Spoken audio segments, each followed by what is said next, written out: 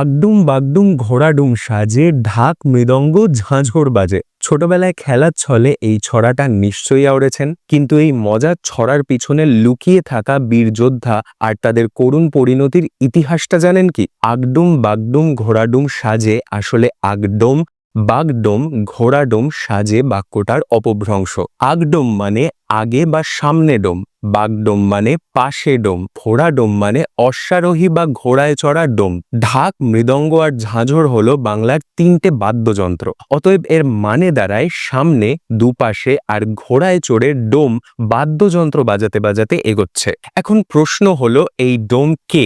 ডোম প্রাচীন বঙ্গদেশের পশ্চিম সীমানায় সীমান্তরক্ষী আদিবাসী যোদ্ধা। তাদের দায়িত্ব ছিল গুপ্তচরের কাজ করা, শত্রুর গতিবিধির ওপর নজর রাখা আর যুদ্ধের সময় আক্রমণের পথ বের করে দেওয়া। তারপর বাজতে বাজতে চলল ডুলি, ডুলি গেল কমলাপুলি, কমলাপুলির টিয়েটা সূর্যি মামার বিয়েটা। ডুলি শব্দটা এসেছে সংস্কৃত শব্দ দলি থেকে, যার মানে পালকি। তবে এখানে ডুলি বলতে পালকি নয়, বরং গোটা ব্যাটালিয়ন বা বাহিনীকে বোঝানো হচ্ছে। আর বাংলা সাহিত্যে কমলাপুলি রূপকথার রাজ্য। এই রাজ্যে সূর্যোদয় দেখে টিয়া পাখি ডেকে উঠেছে। তাহলে এই চারটে বাক্যের মানে কি দাঁড়ালো?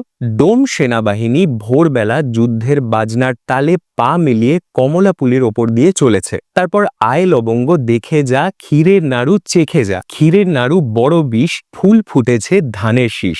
লবঙ্গ বলতে সম্ভবত লবঙ্গ ডোম নামের এক গুপ্তচরকে বোঝানো হয়েছে। তিনি ক্ষীরের নাড়ু পরীক্ষা করে তাতে বিষ খুঁজে পেয়েছেন, অর্থাৎ ছদ্মবেশী শত্রুপক্ষের লোক খাবারে বিষ মিশিয়েছে। আর এসব কাণ্ড কখন ঘটছে? যখন ধানের শীষে ফুল ফুটেছে, মানে শরৎকালের শুরুর দিকে।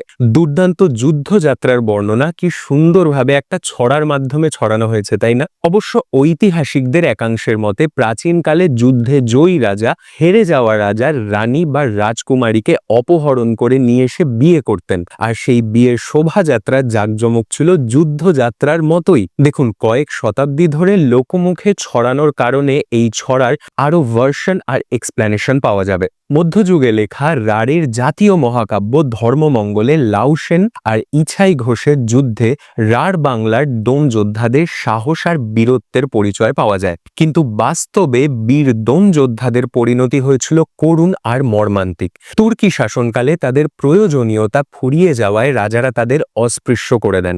আজকের দিনে আমরা তাদের মূলত চিনি সৎকার কর্মী হিসেবে। এনাদের জন্য বোধহয় প্রত্যক্ষভাবে আমরা কিছু করতে পারবো না, কিন্তু তুই তুকারি না করে আমি যেভাবে আপনি সম্বোধন করে গল্পটা বললাম, সেটুকু সম্মান দিয়ে সম্বোধন করতেই পারি, তাই না?